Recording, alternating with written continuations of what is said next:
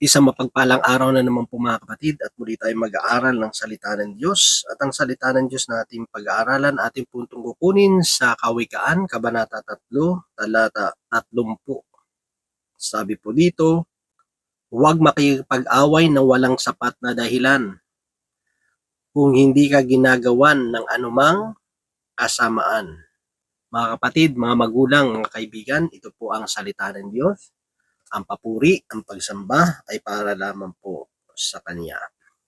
Ito po ay tinuturuan tayo ng kawikaan na huwag tayo makikipag-away na wala naman tayong sapat na dahilan o kaya o sapat na ebidensya.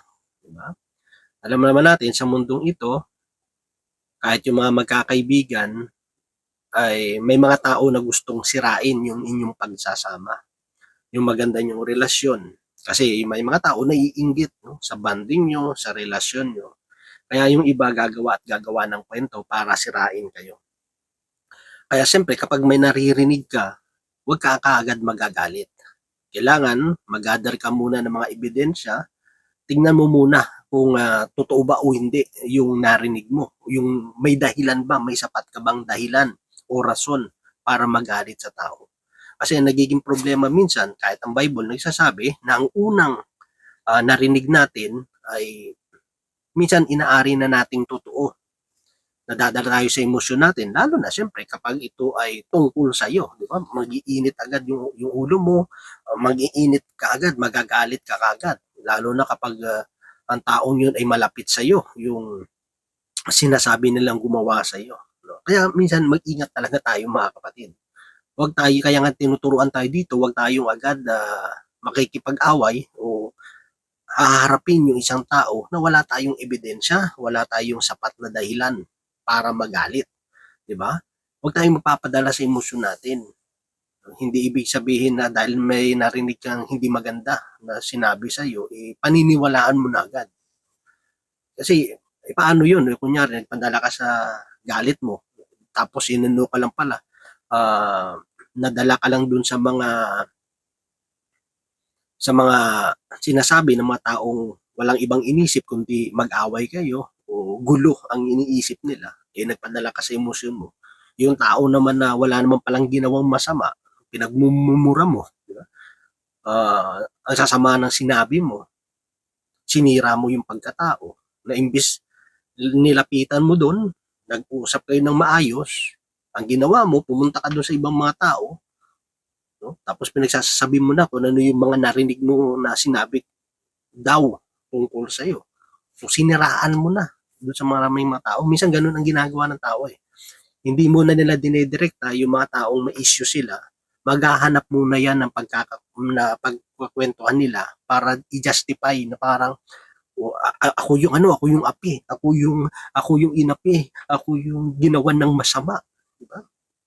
Siyempre alam mo naman ng tao, yung sabi ko nga, ano yung unang narinig nila, kakampihan ka agad eh. Lalo kung yung pinagsabihan mo, hindi rin naman nag-iisip. Yung ano lang din, yung gullible, no? Daling mauto, daling mapaniwala. Minsan ganun naman tao eh. Bakit hindi na madirekta ibang tao? Maghahanap muna ng kakampi. Kaya anong mangyayari ngayon? Dahil wala ka naman sapat na ebidensya, pinagkalat mo na agad, hindi mo muna kinausap yung isang taong yun. So anong mangyayari? Kahit ano pang explanation mo, walang maayos na sigalot. Kasi bakit? Kasi sinira mo na eh. Diba? Hindi ganyan yung itinuturo ng salita ng Diyos. Kaya nga kapag meron tayong hidwaan o kaya hindi na pagkasunduan o kaya meron tayong hindi pagkakaunawaan, di ba? Mag-usap muna kayo. Personal. Ayusin nyo yung dalawa. Kasi wala namang pakialam yung mga tao sa away nyo o kaya kung ano yung mga issue nyo. Walang pakialam yung mga tao. Di ba? Pero dahil dinamay natin, yun nga, nakikialam na ngayon. Di ba? So, imbes na lumiit yung problema, lumalaki yung problema. Kasi bakit? Yung mga tao na naman pakialam sa sigalot nyo, dinamay nyo. So, ang dami mo na ngayong kakausapin. Madami mo na ngayong i-explainan. Yung taong nagkalat ng kwentong yun, kung 10 yung tao yun, o kaya 20 yung tao yun, kakausapin mo ba lahat yun? Di ba? Meron ka bang ganong pagpapakumbaba na puso, di ba? Kasi ano yun, malaking kahihiyan para sa iyo, no? Ang naaminin na pasensya na kayo, mali pala kwento ko. No, meron ka bang ganung guts, meron ka bang ganung klase ng puso, no? Kaya mo bang gawin 'yun? Diba?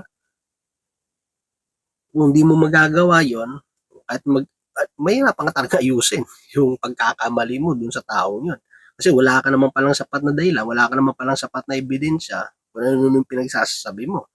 So, ano mangyayari? Talagang gulo 'yan. 'Di ba? Unless ano, kung kaya mong kausapin lahat ng pinagkakwentuhan mo. No, wag kang mamimiss kahit isa lang. Kasi pag yung may na-miss ka lang na isa, yung isang yun, ikakalat niya yung sinabi mo eh. So, dadami ng dadami. Dadami. So, yung damage niya, wala na. Mahihirapan ka nang ayusin. Di ba? Kaya hindi maganda yung mga ganung ano, yung napapadala tayo sa galit natin, sa init ng ulo natin. Kasi yung damage lumalaki ng lumalaki. Kaya nga dapat tayo nag-aaral ng salita ng Diyos. Ba? Dapat nagninilay tayo ng salita ng Diyos. Hindi na natin pinagninilayan. Dapat sinasabuhay natin. Yan tayo kung minsan na nagkakaroon ng problema. Pinupuno lang natin yung utak natin, yung ulo natin ng mga salita ng Diyos, ng mga verses sa salita ng Diyos. Pero ang problema, hindi naman natin ina-apply sa buhay natin. Kung hindi ka ginagawa ng anumang kasamaan, lalo kung wala namang ginagawa sa yung masama yung tao, wala namang ginagawang masama yung tao sa iyo gagawa mo ng hindi maganda. Bad yun. Bad yun. Hindi maganda yun, mga kapatid. Maraming mga tao ganyan. Hindi naman ginagawa ng masama ng kapwa niya. Siya yung naghahanap ng problema niya. Siya yung gagawa ng ano. Tapos pag inaway, kapag nilabanan, magpe-play victim. Parang siya yung inapi, parang siya yung ginawa ng masama. Ikaw naman yung nanguna. Ikaw naman yung nag-umpisa ng away. Ikaw naman nag-umpisa ng gulo. Tapos nang naiipit ka na at nabuko na yung kalokohan, yung mga kasinungalingan na ginawa natin, tapos para tayo yung kawawa. No? Tayo yung magpi-play na magpapaawa, nito ko inaawa ko, wala naman akong ginawang masama, ganito, ganito. Magpi-play victim tayo, maghahanap tayo ng mga simpatya sa ibang tao, no? Yung mga kakampi sa atin. Siyempre, yung mga tao hindi naman nila alam yung buong kwento. Hindi naman nila alam yung buong katotohanan. Nagpapaniwala naman. Kaya nga sa atin, bilang mga mananampalataya, ginagamit natin yung discernment natin. Yung wisdom na binibigay ng Diyos sa atin. Kung tayo masyadong papaniwala. Di ba? Lalo na kung alam mo naman yung taong yan, mahilig magkwento. Di ba? Kasi pag talikod mo, baka mamaya ikaw naman yung ikikwento. Di ba? Mahirap yun eh. Kunyari, may tao nagsabi sa iyo na, ay si ganito, ganito, ganito. Tapos nagsalita ka rin. Nagsalita ka, kunyari, ng hindi maganda dun sa taong pinento niya. Alam mo nung mangyayari? Yung taong pinagsabihan mo yun na nakasabi ka na hindi maganda, pag lumipat ng ibang bahay yun o kaya ibang tao, yung makakausap niyan, kasama na yung pangalan mo. Sabi niyan, ay, oo nga, alam mo, sabi nga ni Brother Ronald eh. Sabi nga ni Brother Ronald, bakit mo? Kaya mahirap, kaya quiet tayo, huwag tayo yung magsasalita. Kasi bandang huli, pati pangalan mo, kasama na. Di ba? Pati yung taong pinagkwento niyo, magagalit sa iyo. Father Ronald, bakit gano'n naman yung sinabi mo? Hindi mo man lang inalam yung totoo. Di ba? Pati ikaw papahamak ka. Kaya huwag tayong rin, sulsul. No? Huwag din tayo yung gatong din. Huwag tayo yung magsasalita ng isang bagay na hindi naman natin kasi alam din. Diba? Hindi lang to para dun sa mga taong gumagawa ng masama na wala namang dahilan. Kundi tayo rin na pinagkukwentuhan, huwag din tayo magsasalita kung hindi natin alam yung buong kwento, yung buong istorya.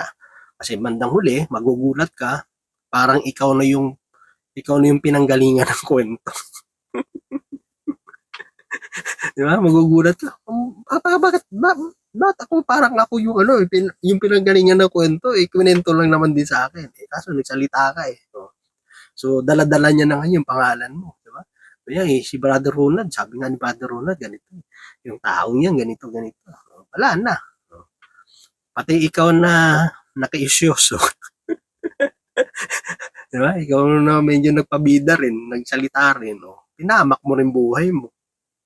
Kasi yung mga taong gumagawa ng masama, maghahanap lang naman din ng kakampihan. Maghahanap din naman yan ng masisisi nila. Para bandang uli, hindi si ano nagsabi yun Ako, kwento ko lang naman siya naman yung nagsabi na ikaw pa yung mapapahamak di ba? Kasi maghahanap ng yan, masisisi yan, ng scapegoat nila. Na kapag na sila, pag na-corner na, mag-ano na yan, hindi kasi ito si sabi ni ganito, maghahanap na yan, magtuturo na. Kaya iwas tayo, mga kapatid. Huwag tayong comment ng comment. So yun lang mga kapatid. God bless po sa ating lahat.